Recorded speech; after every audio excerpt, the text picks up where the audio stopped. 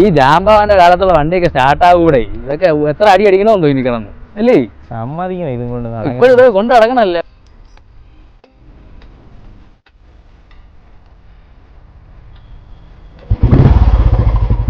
പണി അറിയാവുന്നിടത്ത് കൊടുത്ത് പണിഞ്ഞു കഴിഞ്ഞാൽ ഇങ്ങനെ ഒറ്റയടിയിൽ സ്റ്റാർട്ടാവും വണ്ടി. എന്നാ വണ്ടി ഇവിടെ കൊടുത്തല്ലോ പണിഞ്ഞ. ഇത് ആനാട് ഉനാവക്കൊന്നില്ല ഷിജുവണ്ണന്റെ വർക്ക്ഷോപ്പിൽ കൊടുത്താണ് ഇത് പണി. അണ്ണാ അച്ഛൻ്റെ പഴയ ഒരു ബുള്ളറ്റ് കിടക്കുന്നത് വീട്ടിൽ. അത് കുറെ നാളായിട്ട് ഞാൻ വിചാരിക്കുന്നു റെസ്റ്റോർ ചെയ്യണം. നിങ്ങൾ ഡീറ്റെയിൽസ് ഒന്ന് തരും. ഡീറ്റെയിൽസ് എന്തിനാ? നീ വാക്കേറെ നമുക്ക് പോയിട്ട് വരാതെ. പിന്നെ പോട്ട് ഇത് ഫുള്ള് ഇഞ്ചിൻ പണി ഫുള്ള് ചെയ്യാനുള്ള വണ്ടിയാണ്. ഇഞ്ചിനെല്ലാം പൊളിച്ച് സെറ്റ് ചെയ്യണം. ഇത് ഏകദേശം 2 ആഴ്ചക്കകത്ത് ഇഞ്ചിനെല്ലാം പണിയാൻ സെറ്റ് ചെയ്തിട്ട്. ആ വണ്ടിയുടെ ഇഞ്ചിനാണ്. മോനാണ്. ഇപ്പോൾ സ്കൂൾ അടച്ചേക്കൊണ്ട് കൂടെ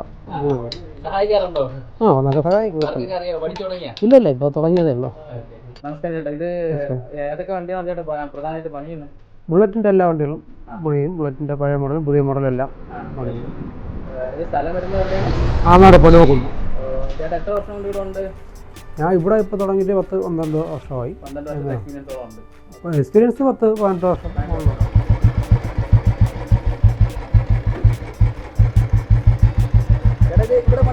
ഇതിപ്പോൾ ഞാൻ പണി ചെയ്താ, ഫുള്ള് പണി ചെയ്ത വണ്ടിയാണ്. ഇപ്പം ഇന്ന് വൈകിട്ട് ഡെലിവറി കൊടുക്കി വേണ്ടി പണി ചെയ്തതാണ്. ഇന്ന് കൊടുക്കാറുള്ളൂ.